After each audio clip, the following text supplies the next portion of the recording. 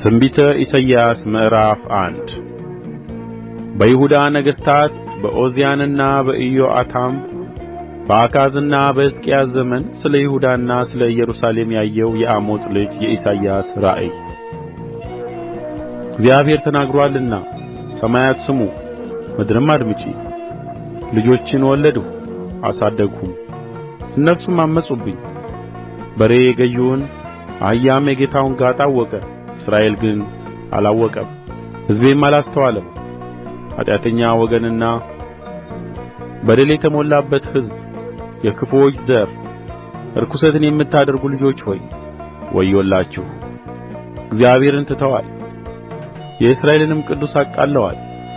ወደ ኋላቸው እየሄዱ ተለይተዋል።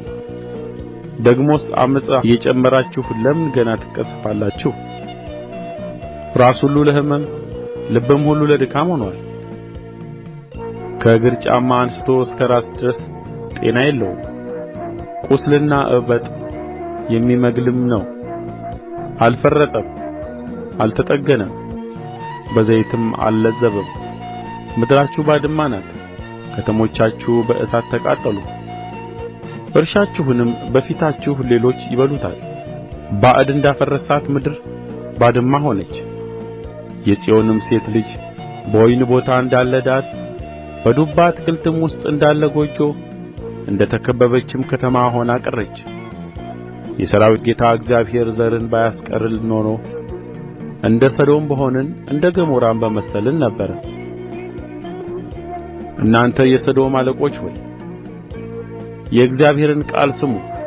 እናንተ የገሞራ ሕዝብ ሆይ የአምላካችንን ሕግ አድምጡ። የመሥዋዕታችሁ ብዛት ለእኔ ምን ይጠቅመኛል? ይላል እግዚአብሔር። የሚቃጠለውን የአውራ በግ መሥዋዕትና የፍሪዳን ስብ ጠግቤአለሁ። የበሬና የበግ ጠቦት የአውራ ፍየልም ደም ደስ አያሰኘኝም። በእኔ ፊት ልትታዩ ብትመጡ ይህን የመቅደሴን አደባባይ መርገጣችሁን ከእጃችሁ የሚሻ ማን ነው? ምናምንቴውን ቁርባን ጨምራችሁ አትምጡ። ዕጣን በእኔ ዘንድ አስጸያፊ ነው። መባቻችሁንና ሰንበታችሁን በጉባኤም መሰብሰባችሁን አልወድድም። በደልንም የተቀደሰውንም ጉባኤ አልታገሥም። መባቻችሁንና በዓላቶቻችሁንም ነፍሴ ጠልታለች፣ ሸክም ሆነውብኛል። ልታገሣቸውም ደክሜአለሁ። እጃችሁንም ወደ እኔ ብትዘረጉ ዓይኔን ከእናንተ እሰውራለሁ። ልመናም ብታበዙ አልሰማችሁም። እጆቻችሁ ደም ተሞልተዋል። ታጠቡ፣ ሰውነታችሁንም አንጹ። የሥራችሁን ክፋት ከዓይኔ ፊት አስወግዱ። ክፉ ማድረግን ተዉ፣ መልካም መሥራትን ተማሩ። ፍርድን ፈልጉ፣ የተገፋውን አድኑ። ለድሀ አደጉ ፍረዱለት፣ ስለ መበለቲቱም ተምዋገቱ። ኑና እንዋቀስ ይላል እግዚአብሔር። ኃጢአታችሁ እንደ አለላ ብትሆን እንደ አመዳይ ትነጻለች፣ እንደ ደምም ብትቀላ እንደ ባዘቶ ትጠራለች። እሺ ብትሉ ለእኔም ብትታዘዙ የምድርን በረከት ትበላላችሁ። እንቢ ብትሉ ግን ብታምፁም ሰይፍ ይበላችኋል። የእግዚአብሔር አፍ ይህን ተናግሮአልና። ፍርድ ሞልቶባት የነበረ የታመነችይቱ ከተማ እንዴት ጋለሞታ ሆነች! ጽድቅ አድሮባት ነበር፣ አሁን ግን ገዳዮች አሉባት። ብርሽ ወደ ዝገት ተለወጠ፣ የወይን ጠጅሽ ከውሃ ጋር ተደባለቀ። አለቆችሽ ዓመፀኞችና የሌቦች ባልንጀሮች ሆኑ። ሁሉ ጉቦ ይወድዳሉ፣ ዋጋም ለማግኘት ይሮጣሉ። ለድሀ አደጉ አይፈርዱም፣ የመበለቲቱ ሙግት ወደ እነርሱ አይደርስም። ስለዚህ የእስራኤል ኃይል የሠራዊት ጌታ እግዚአብሔር እንዲህ ይላል፣ በጠላቶቼ ላይ ቍጣዬን እፈጽማለሁ፣ የሚቋቋሙኝንም እበቀላለሁ። እጆቼንም በአንቺ ላይ አመጣለሁ፣ ዝገትሽንም በጣም አነጻለሁ።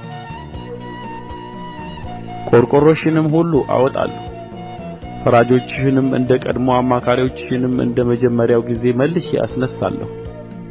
ከዚያ በኋላ የጽድቅ ከተማ የታመነችም ከተማ ተብለሽ ትጠሪያለሽ። ጽዮን በፍርድ ከእርሷም የሚመለሱ በጽድቅ ይድናሉ። በደለኞችና ኃጢአተኞች ግን በአንድነት ይሰበራሉ። እግዚአብሔርንም የሚተዉ ይጠፋሉ። በወዳጆቻቸው የአድባር ዛፍ ታፈራላችሁና ስለ መረጣችኋትም አትክልት እፍረት ይይዛችኋልና ቅጠልዋ እንደ ረገፈ ዛፍ ውኃም እንደሌለባት አትክልት ትሆናላችሁና ኃይለኛውም እንደ ተልባ ጭረት ሥራውም እንደ ጠለሸት ይሆናል አብረውም ይቃጠላሉ እነርሱንም የሚያጠፋ የለም